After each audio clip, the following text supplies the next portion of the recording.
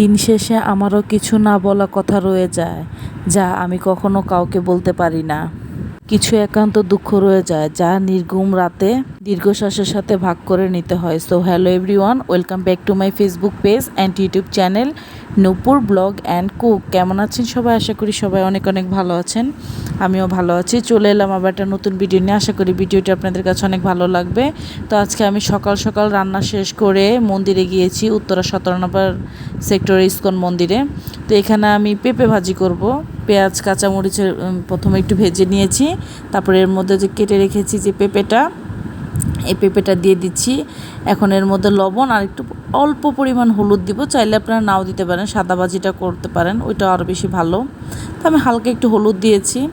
আর এর মধ্যে বলে রাখছি, যারা ইউটিউব চ্যানেল থেকে এই মুহূর্তে আমার ভিডিওটি দেখছেন, প্লিজ আমার ইউটিউব চ্যানেলটি সাবস্ক্রাইব করে দিবেন আর সাথে থাকা বেল আইকনটি ক্লিক করে দিবেন, যাতে করে আমি নতুন কোনো ভিডিও আপলোড করলে আপনাদের কাছে সাথে সাথে নোটিফিকেশন পৌঁছে যায় আর আমার চ্যানেলে ভিডিওটা আপনারা দেখে নিতে পারেন। যারা ফেসবুক পেজ থেকে এই মুহূর্তে আমার ভিডিওটি দেখছেন, প্লিজ আমার ফেসবুক পেজটা একটা ফলো দিয়ে যাবেন, লাইক কমেন্ট শেয়ার করতে ভুলবেন না পরিবার ও বন্ধুবান্ধবের সাথে। আমার ফেসবুক পেজ আর ইউটিউব চ্যানেলের নাম একই, নূপুর ব্লগ অ্যান্ড কুক। আপনাদের সুবিধার্থের জন্য বলে দিয়েছি। কে কোথা থেকে আমার ভিডিওটি দেখছেন অবশ্যই নিয়মিত দেখছেন কিনা জানাতে ভুলবেন না, আর আমার পাশেই থাকবেন। যদি ভিডিও বেশি ভালো লাগে একটা লাইক দিবেন, শেয়ার করবেন ফ্রেন্ডস অ্যান্ড ফ্যামিলির সাথে।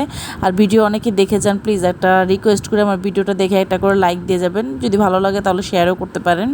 তো এই যে কথা বলতে বলতে রান্না শেষ করে আমি স্নান কমপ্লিট করে আমার বড় ছেলেকে নিয়ে আমি উত্তরায় মন্দিরে গিয়েছি।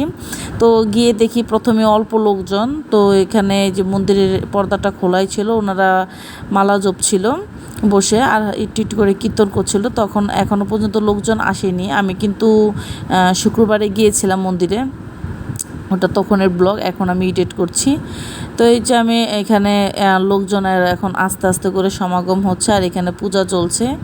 তো ওই যে পূজা দিচ্ছে আর আমার এখানে একটু লোকজনগুলো দেখাই যে কত লোকজন আসছে। এত লোকজন যে আমরা কিন্তু অনেক সময় অনেক দাঁড়ানোর মতো জায়গা পাই, কিন্তু এখন দাঁড়ানোর মতো জায়গা নেই, প্রচণ্ড পরিমাণ লোকজন আসছে।